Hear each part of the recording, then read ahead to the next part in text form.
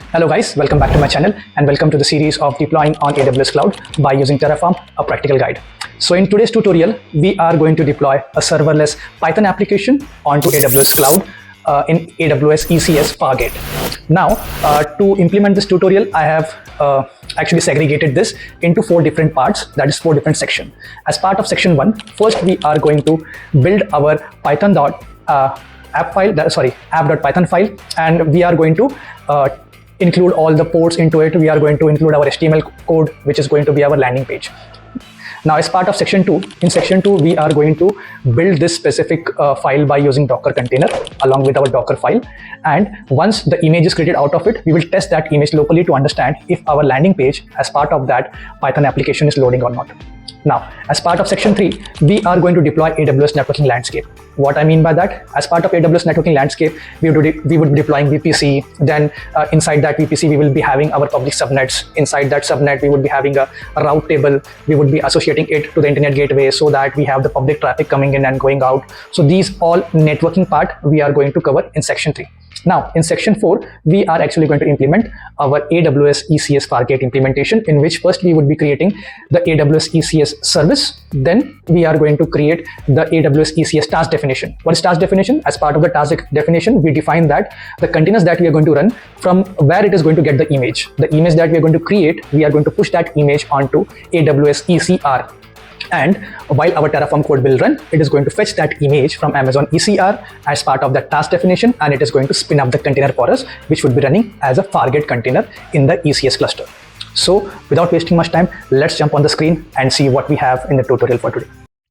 Hello guys, welcome back to the screen. So let's go ahead and have a quick look at the agenda. So as I discussed in my introduction, we are going to work on these 4 sections, where we are first going to develop the Python Flask application, then the Docker image, then we are going to create the networking landscape, and then the ECS cluster deployment by using Terraform. So let's go to the next page and see what's our section 1. So as part of our section 1, we are going to develop Python app template. So to develop the Python app template, I will take you to our Visual Studio Code. In our Visual Studio Code, I have created a file named app.py file.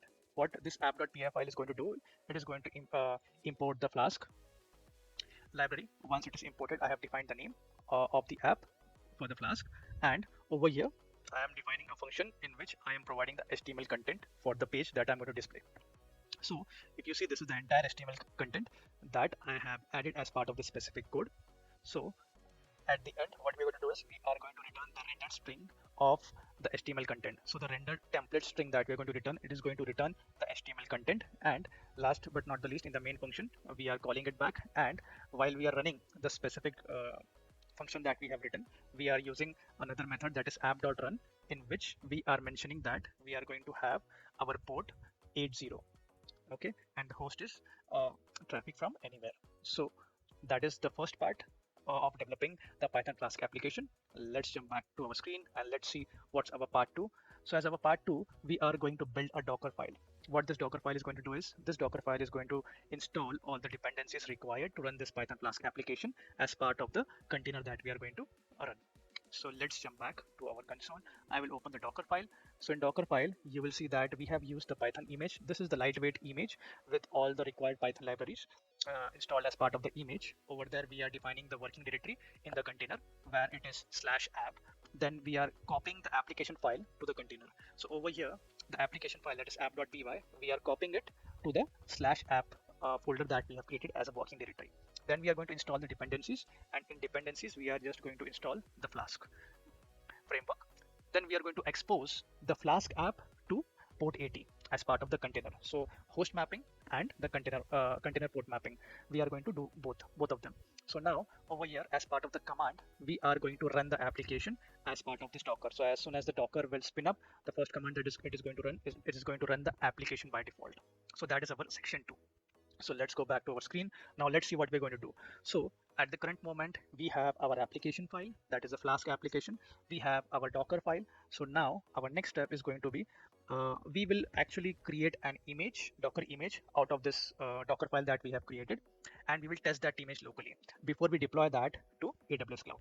So let's go ahead and continue the testing on our local machine. So I will open a new terminal. So as part of this terminal, I will open git bash. So in git bash, what we are going to do, so first I will go inside my directory, that is ECS deploy. So once I am inside my directory, so what's the next action we are going to do is we are going to run the Python build command, which is going to create an image for us for the specific Docker based on the specific Docker file.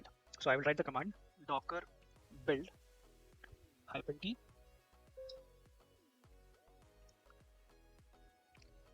and we are going to give the image name, which is going to be Python app image, and I will give dot at the end, which is automatically going to pick my Docker file and it is going to run. So I will just run this command. Before running this command, let's make sure our Docker is up and running.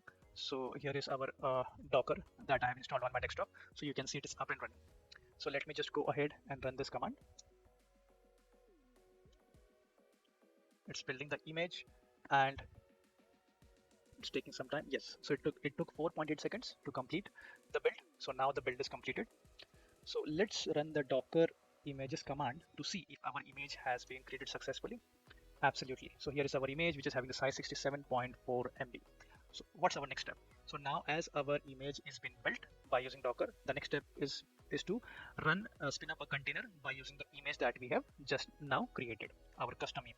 So the next command that we are going to run is the docker run command. So let me go ahead and paste the command. So as part of this command, you can see that we are going to run that in attached mode so that it can run in the background, as well as we have mentioned the name of the container, that is my app container, and we have also done the port mapping by using port 8080, and this is the name of our image, that is this name.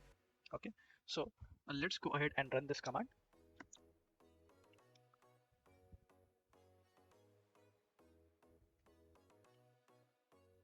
Fantastic. So our docker container is created. Let's do docker ps to understand if it's up and running. Yes, it is up and running, and you can see the port has been mentioned, the name is also correct, and the image that we are using is also up to the mark. Now let's go ahead and test that by going to a browser. So let me go ahead and open a browser for this. So over here, what you have to do is just type http://localhost, and voila, guys, you can see that our website is loading as expected. So this is nothing but our HTML code that was written as part of our Flask application. So it is up and running. So this concludes that our local testing is accurate, and our code would also work when we are going to deploy it on AWS Cloud. So let me clear the screen and let me minimize this for a moment, and let's go back to our screen. So till now, we have created the image, we have tested the image. Now let's see what's our next step. So as part of our next step, we are going to start with the Terraform code. So as part of the Terraform code, what we're going to do is, first and foremost, we are going to focus on the three basic files, that is the provider file, then the provider file, the variables file, and the version file. So let me go ahead and open all these three files for you: versions, providers. Okay. So over here you can see that we have mentioned the region as US West 2. You can also change the region based on your requirement, or if you want, you can create a variable file. In that variable file, you can mention the region, and you can refer to that variable file as part of this providers.tf file. Next, the version. So in the version, I have kept that the version has to be greater than 0.12. So as our basic files has been created, so let me go ahead and see what's the next step. So as part of our next step, we are going to go ahead and deploy our AWS networking landscape. So as part of this, what we're going to do is we are going to create a VPC, we are going to create an internet gateway, and then we are going to associate both of them by creating an entry in the main route table. Once that is created, then we are going to create two subnets. These are the public subnets. So the first subnet would be in availability zone A, and the second would be in availability zone B. So once the two subnets are been created successfully, then we are going to create a load balancer. This load balancer is going to be secured by a security group. This is the security group. The public subnet that we have created to make it public, this public subnet is going to have a route of the internet gateway so that the public traffic can come in, as well as the association of this to public subnet would also be done by using this route table. So the load balancer that we have created, along with this load balancer, we are also going to create a target group.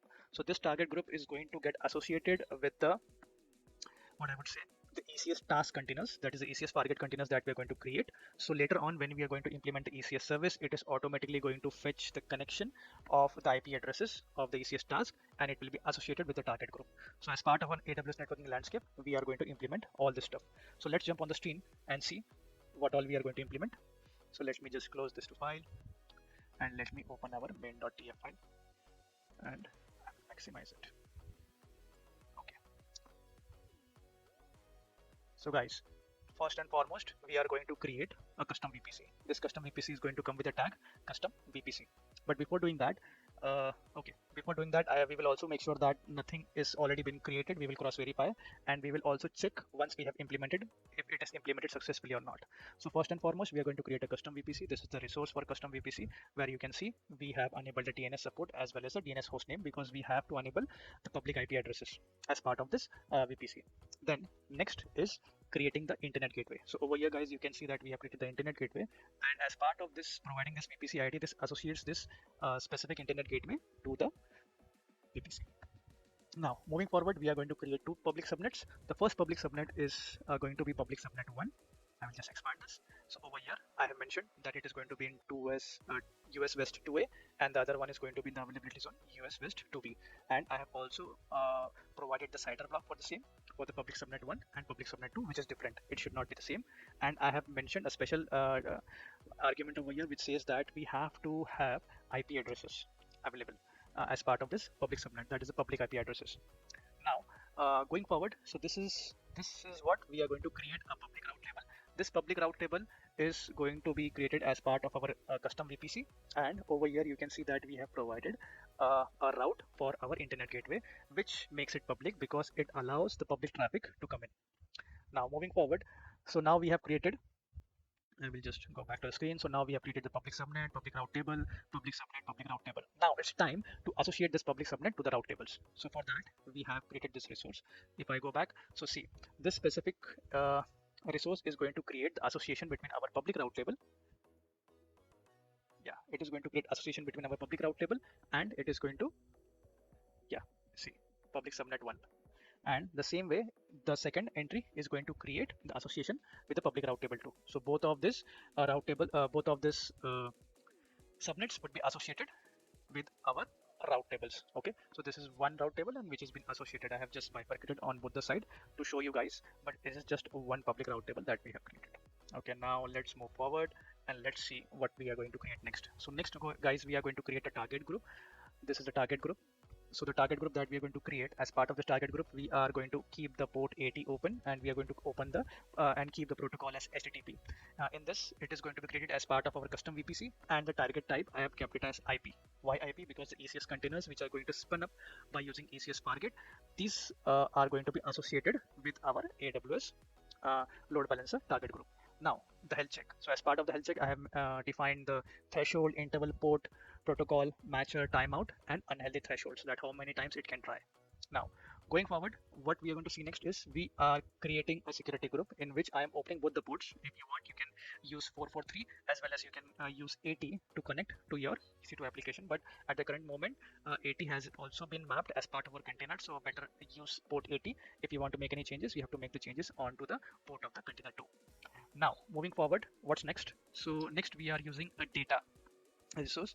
This data resource is going to fetch the public IDs, public subnet IDs for the two subnets that we have created, that is subnet 1 and subnet 2, and it is going to give us back the list along with these two public subnets. So why we are creating the list of the public subnets? Because as part of our load balancer, we have to pass that as part of this argument. That is the reason we have created, we have used that data resource. So now moving to the elastic load balancer. So the elastic load balancer that we have created, I have explicitly mentioned that it should depend on public subnet, the two public subnets that we are going to create. The reason for that is many a times when we actually go ahead and create, when we go ahead and run all the resources, it runs parallelly, and at that time it gives you the error saying that the subnet IDs are not available.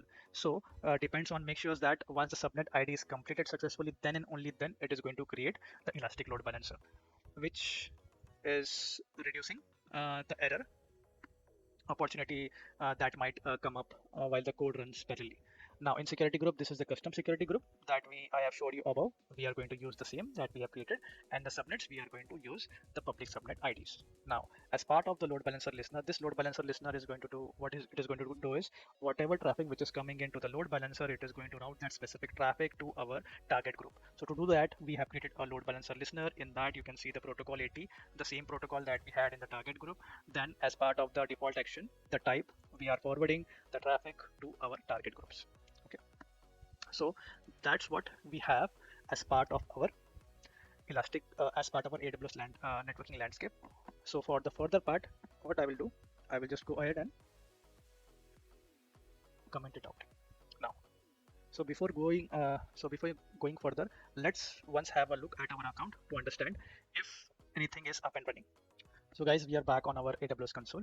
As part of this AWS console, so whatever resource we are going to create in terms of VPC and ECS, I will just show you first that whether it is already existing or not.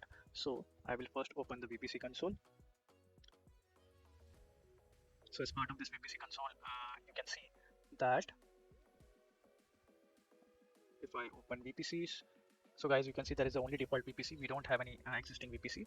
Same with the subnets. These are all, oh sorry, my bad. I will take you to US West 2. Okay.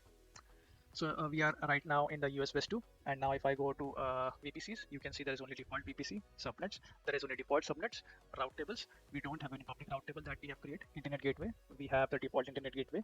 So again, I will, if we want to see load balancer and target group, that way we will also cross check load balancer and target groups. So right now I am into load balancer, and you can see there is no load balancer existing, as well as there is no target group existing. So now let's jump back to our code editor and go ahead and run the basic codes. So what are the code that we are going to run at the current moment? So it is going to be all basic commands. So we are going to first initialize our Terraform repository, then we are going to format, then we are going to plan, then we are going to apply. So we are going to use Terraform init. So once see over here, there is no folder of Terraform. So once initialization is successful, see a new folder got created, as well as one file will also get created for Terraform. Okay, that is a Terraform log.html file. That indicates that our initialization is successful. I will clear the screen once again for you. Now we will run Terraform format. So once I run the Terraform format, guys, you can see it is not giving any output. That means, so we didn't got any error. So let me go ahead and run Terraform plan now. Let's see if everything is working as expected. So Terraform plan is running. It is creating a file. Let's go ahead and see the output. Okay, fantastic. So the file has run successfully. Let's see what all resources it is going to create. So I can see it is going to create a custom VPC along with custom VPC public subnet 2, public subnet 1. Then it is going to create a security group for ELB. Then it is going to create the route table associations, the resources. Then it is going to create the public route table, the target groups. So everything that you can see over here. So let me go ahead and run our apply command. Terraform apply. Okay, let me first clear the screen. Maybe at the end of screen you might not be able to see, so I will just type again Terraform apply auto approve. Let's hit enter. Now let's see what happens. So it's running. It will take some time, I guess.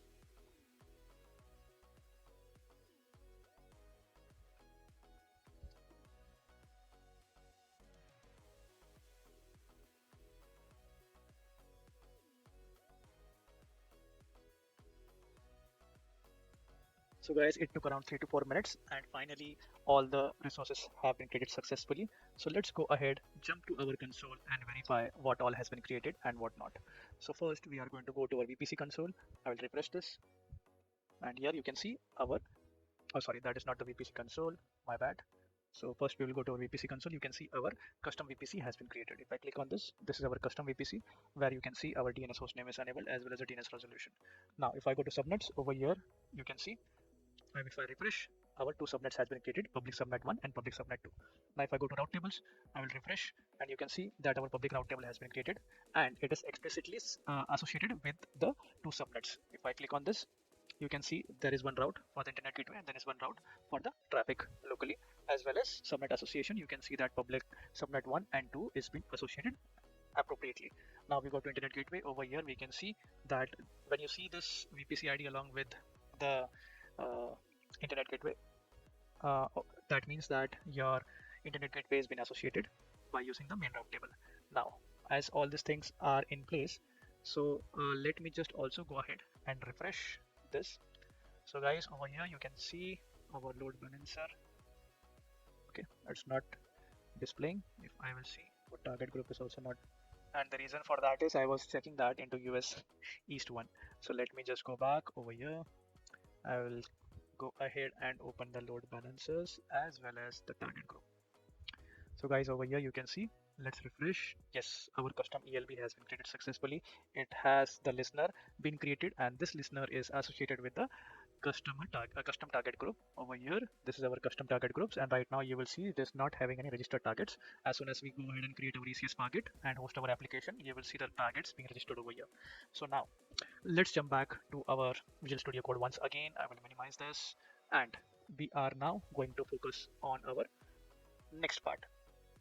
So what it is going to be, so as part of our next implementation, that is section 4, we are now going to install ECS Farget. As part of ECS Farget, we are going to create ECS cluster, ECS service, and under that ECS service we are going to have ECS task. So this sign that you see over here, this is the ECS task, this is the two ECS task, and the blue boxes that you see, these are the containers. So in ECS task we mentioned that how many containers we want to spin up for that specific application, that I will show you while we are going through the code. So before that, let me just go ahead. Okay, and I will uncomment the code. So now as the code is uncommented, so without wasting much time, let's jump onto it right away. So over here, now let's start from the very first thing. Whenever you create any application by using ECS, it's very good practice that you create a log group. Why log group? Because whenever your task or something is not working, you have to check the logs. You cannot make it out that what's the issue without checking the log. That is the reason, the first and foremost thing, before even creating the ECS, I have created a log group for the same. Now the log group that I have created for the same, I have also created a log stream. Now moving forward to our ECR repository. What exactly this ECR repository is? So you saw that locally we created a Docker image, then we ran the image locally and we saw our applications up and running. But while we are deploying on cloud, we are going to push that specific image that we are going to build into ECR. Now, before pushing it into ECR with our code, we have to first create the ECR resource. So that is the reason first we are creating this ECR resource. This is going to create a ECR where we are going to store our custom images that we're going to create. Now, as part of the local process, now understand we are doing that local process onto cloud. So for that, we are going to use the null resource. What this null resource is going to do is it is going to run this local exec. Local exec means it is going to run on our local machine. So this all commands will run on our local machine and it is going to create an image out of our Docker file that is a custom image, and it is going to push that specific image to ECR. So first and foremost, it is going to get the credentials of ECR. Once it gets the credential, then you can see it is running the command docker build that we ran locally, docker build -t my Python, and it is going to use the Docker file that we have. Then it is going to tag it with the latest tag. Then it is going to push that to ECR. If I scroll on the right, you can see, guys, this is the ECR that we have created over here above. Okay, now understood. So now we have created our ECR, we have created our Docker image, we are going to push that Docker image to our ECR. Till now we have covered this. Now let's understand that what all permissions are going to be required for our ECS IAM role. So the custom ECS IAM role that I'm going to create over here, as part of the inline policy, see, it is going to have all the permissions of ECR which has been required. Why? First of all, when you're going to create the image, you're going to put that image into ECR, then you're going to use the complete layer upload. These are all the permissions which are for sure required. By any chance, if you miss this permission, it won't be able to push your specific code onto ECR. Okay.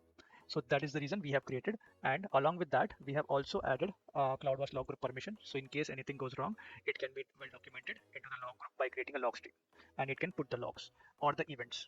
Now as we are done with the part of ECR, now we are moving towards ECS cluster, that is this. Now as part of the ECS cluster, first and foremost I'm going to go ahead and create a cluster, that is ECS cluster. So let me jump to the console. I'll show you over here.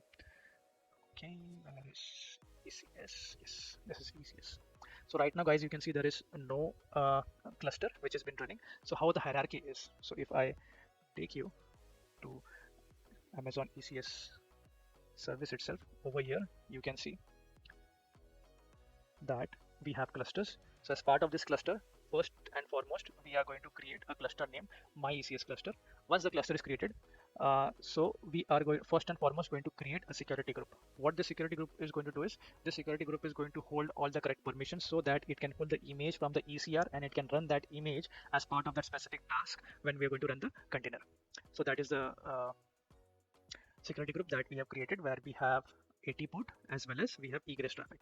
Now moving forward to our ECS service, as part of our ECS service, you can see that I have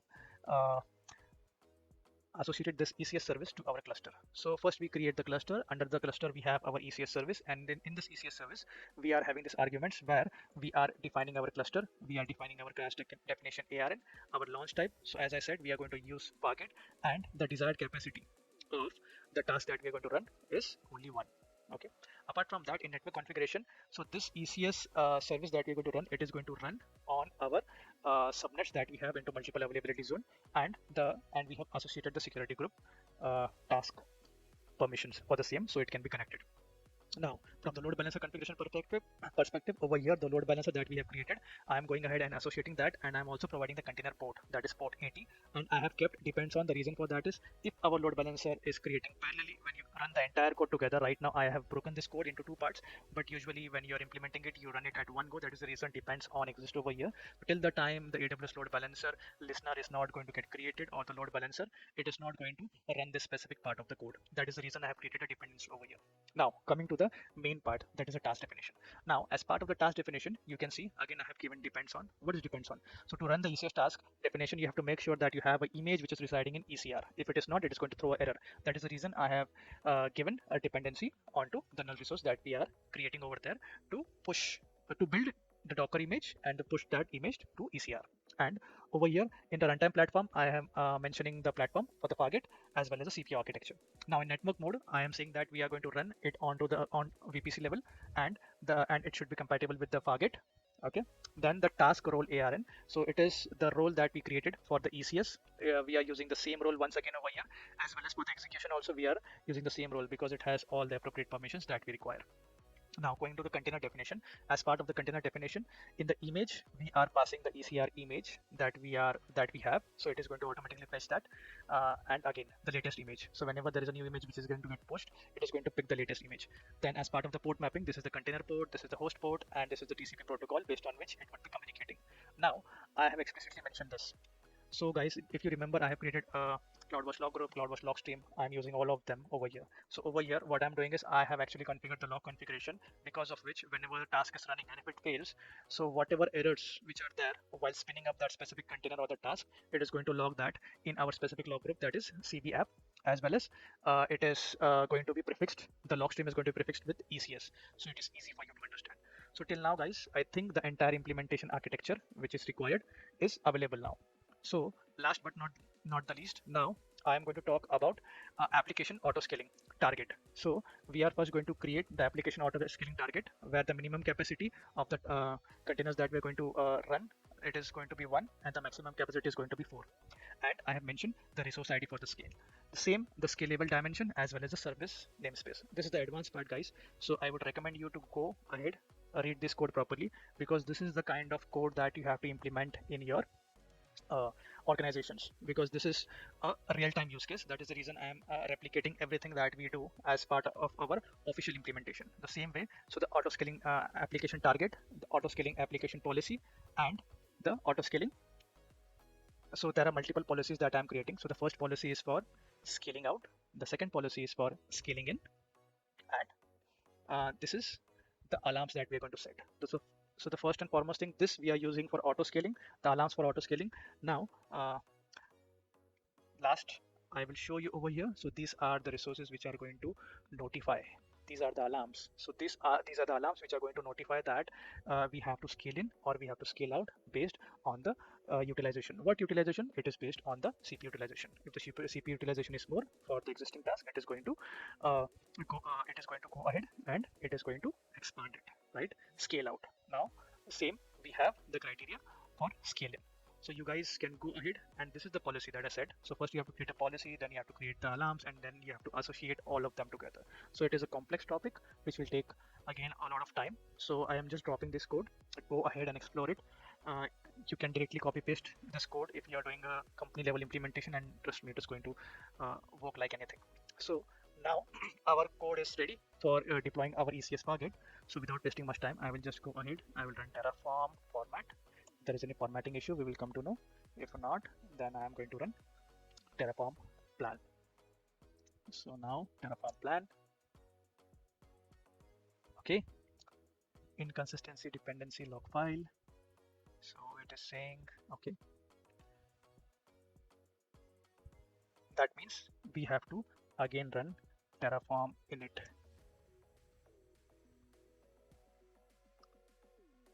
So maybe at the first go when I ran the Terraform init, half of our code was commented out. So now I have uncommented that code. Maybe some libraries associated with that specific code might be missing. That is the reason it asked us to run the init command once again. We are done with that. Now I am going to run Terraform plan. So let's see if the code works.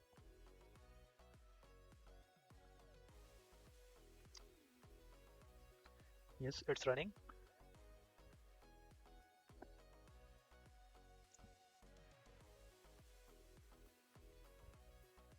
Fantastic. So it is going to create 14 resources. The null resource for the Docker, then it is going to create the ECS target group security group, then it is going to create the ECS role, it is going to create the task definition, it is going to create service, and all the other resources that we have mentioned. So let me just clear my screen and go ahead and run the final command, that is Terraform apply auto approve.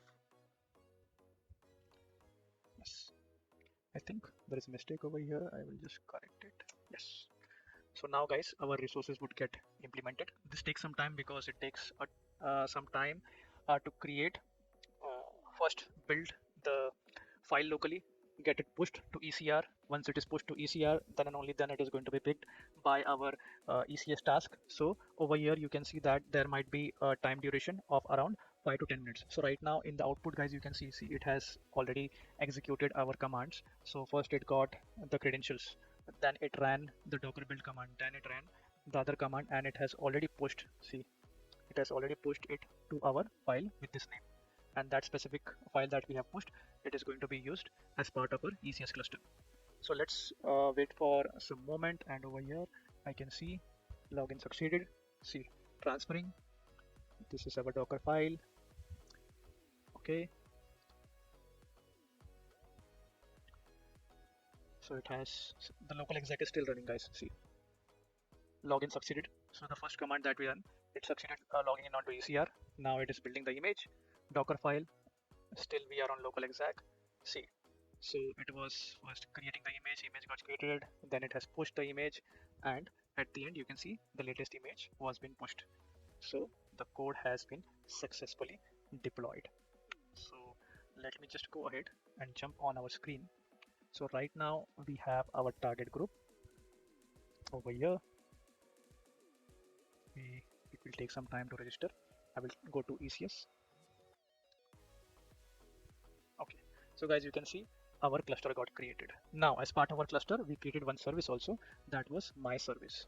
So this is our service which got created. Now let's go to task.